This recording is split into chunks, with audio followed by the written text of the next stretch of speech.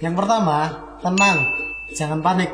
Diam sejenak, berlutut, lipat tangan, tutup mata, dan bilang, Roh Kudus, tolong.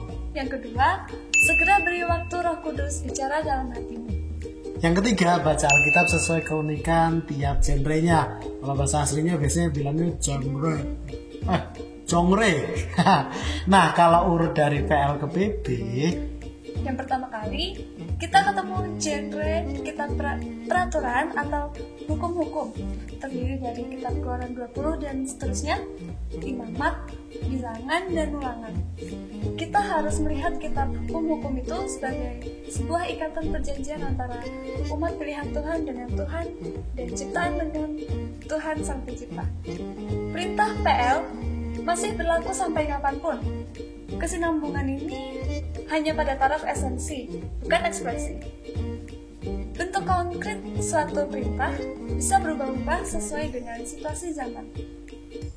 Esensi yang diajarkan bersifat kekal dan universal, walaupun cara menaatinya sudah berubah, tetapi tetap dituntut kesetiaan. Nah, yang kedua adalah genre hikayat atau sejarah. Terdiri dari kitab Kejadian, Yosua, Hakim-Hakim, Rut, 1-2 Samuel, 1-2 Raja-Raja, 1-2 Tawarik, Ezra, Nehemia, Esther, sebagian dari Daniel, Yunus, Hagai, dan Kisah Para Rasul.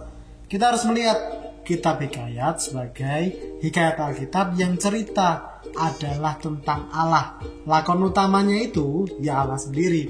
Jadi, hikayat-hikayat tidak bertujuan menceritakan tentang orang-orang yang pernah hidup di zaman perjanjian lama, namun tentang apa yang Allah lakukan terhadap atau melalui orang-orang itu.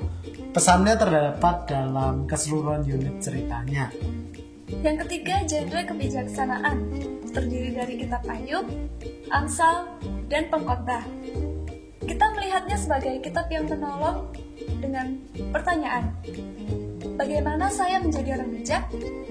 Banyak menggunakan bahasa puisi dan disampaikan dalam bentuk puisi supaya mudah diingat.